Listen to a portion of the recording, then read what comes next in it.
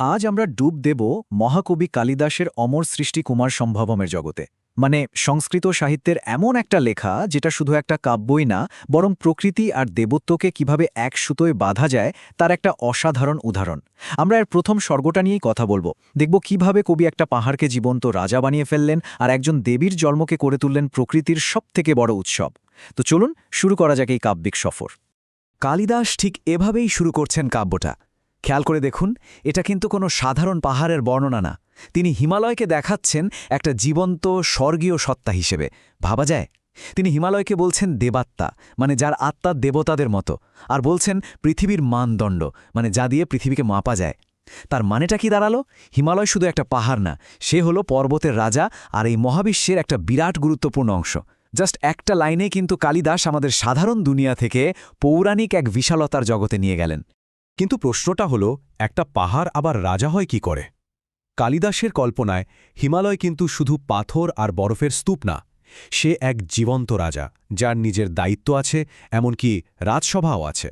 কবি আসলে পুরো হিমালয়কে দেখছেন একজন রাজার চোখ দিয়ে।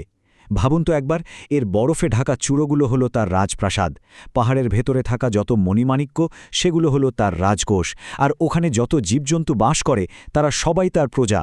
সোজা কথায় বললে, হিমালয় কিন্তু স্থির হয়ে বসে নেই, সে রীতিমতো শাসন করছে, সবাইকে রক্ষা করছে আর সবার জীবনধারণে সাহায্য করছে। আরেকজন ভালো রাজার মতোই হিমালয়ের রাজ্যে কিন্তু সবার আশ্রয় আছে। দেবতারা এখানে নিশ্চিন্তে থাকেন, সিদ্ধ পুরুষরা, মানে যারা প্রায় দেবতা, তারা সূর্যের তাপ থেকে বাঁচতে এর ছায়ায় এসে বসেন। আর সবচেয়ে দারুণ ব্যাপারটা কি জানেন? এমনকি অন্ধকার, যে কিনা দিনের আলোকে ভয় পায়, সেও হিমালয়ের গভীর গুহায় এসে লুকিয়ে থাকে। মানে সে দুর্বলেরও রক্ষাকর্তা। এখানেই শেষ না, কিন্নর অপ্সরারাও এখানেই তাদের প্রেমের খেলায় মেতে ওঠে। কালিদাসের চোখে এটা একটা জীবন্ত স্বয়ংসম্পূর্ণ রাজ্য। এখানেই কালিদাসের আসল জাদুটা দেখা যায়। তিনি বলছেন, হিমালয়ের গায়ে যে বরফ জমে আছে ওটাই নাকি তার একমাত্র ত্রুটি বা খুঁত। কিন্তু পর মুহূর্তেই তিনি খুঁতটাকে তুলনা করছেন চাঁদের কলঙ্কের সাথে। ব্যাপারটা কি? যেমন ধরুন, চাঁদের এত আলোর কাছে ওই কালো দাগটা কিছুই না, ঠিক তেমনি হিমালয়ের হাজার হাজার গুণের সাগরে এই বরফের আস্তরণটা কোনো ব্যাপারই না। মানে বড় কিছুর মধ্যে ছোটখাটো খুঁত আসলে চোখেই পড়ে না। কি অসাধারণ একটা ভাবনা, তাই না? তো এমন একজন মহান রাজার পরিবারও তো অসাধারণ হবে, তাই না? চলুন এবার দেখি হিমালয়ের বংশের কথা। কারণ এই বংশেই এমন একজনের জন্ম হতে চলেছে যার জন্য গোটা মহাবিশ্ব অপেক্ষা করছে। দেখুন, এখানে পরপর কয়েকটা খুব ইন্টারেস্টিং ঘটনা ঘটছে। প্রথমেই হিমালয় বিয়ে করলেন মেনকাকে। তাদের একটা ছেলেও হলো, নাম মৈনাক। আগেকার দিনে নাকি পাহাড়দের ডানা থাকত, তো ইন্দ্র রেগে গিয়ে সবার ডানা কেটে দেন। মৈনাক কোনোভাবে সমুদ্রে লুকিয়ে বেঁচে যায়। আর ঠিক অন্যদিকে আরেকটা বড় ঘটনা ঘটছে।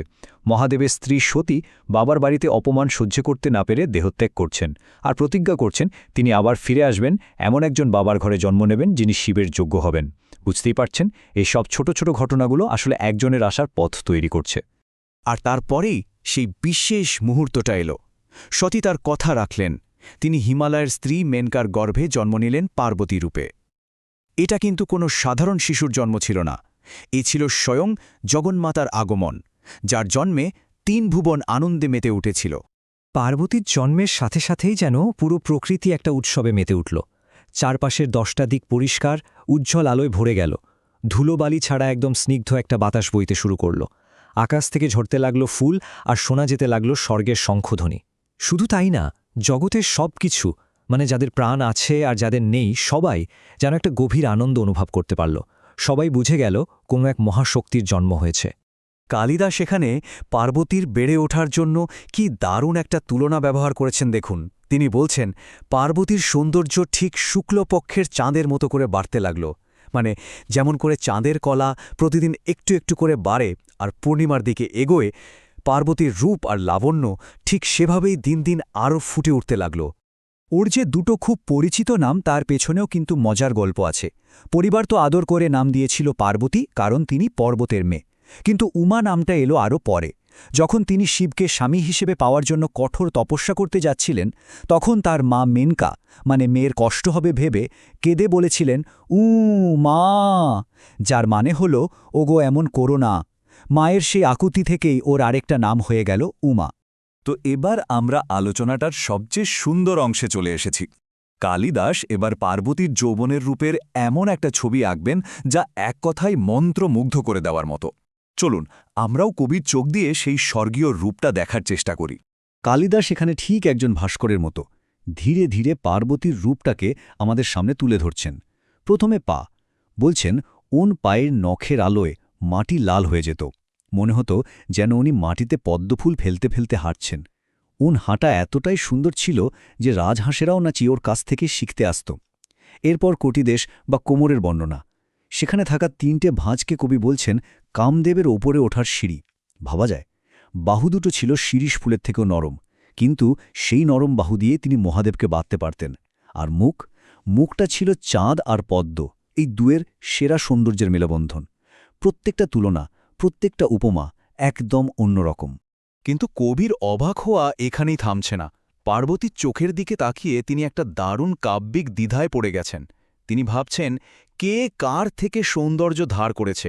পার্বতী কি হরিণের কাছ থেকে ওই চঞ্চল চাহনিটা পেয়েছে, নাকি হরিণী পার্বতীর কাছ থেকে ওরকম মায়াবী করে তাকাতে শিখেছে?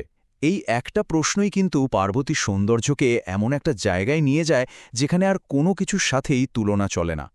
আর শেষে আসছে চূড়ান্ত এই ছবিটা। পার্বতীর ধনুকের মতো বাঁকানো ভ্রুয়ের খেলা দেখে প্রেমের দেবতা কামদেব পর্যন্ত নিজের ফুলের ধনুক নিয়ে গর্ব করা ছেড়ে দিয়েছিলেন। ভাবুন তো একবার, যার সৌন্দর্যের কাছে প্রেমের দেবতাও হার মানে, এর থেকে বড় প্রশংসা আর কী বা হতে পারে? এই একটা কথার মধ্যে দিয়ে কালিদাস বুঝিয়ে দিলেন পার্বতীর সৌন্দর্য আসলে পার্থিব কিছু নয়, এটা একটা দৈব শক্তি যা দেবতাদেরও ছাপিয়ে যায়।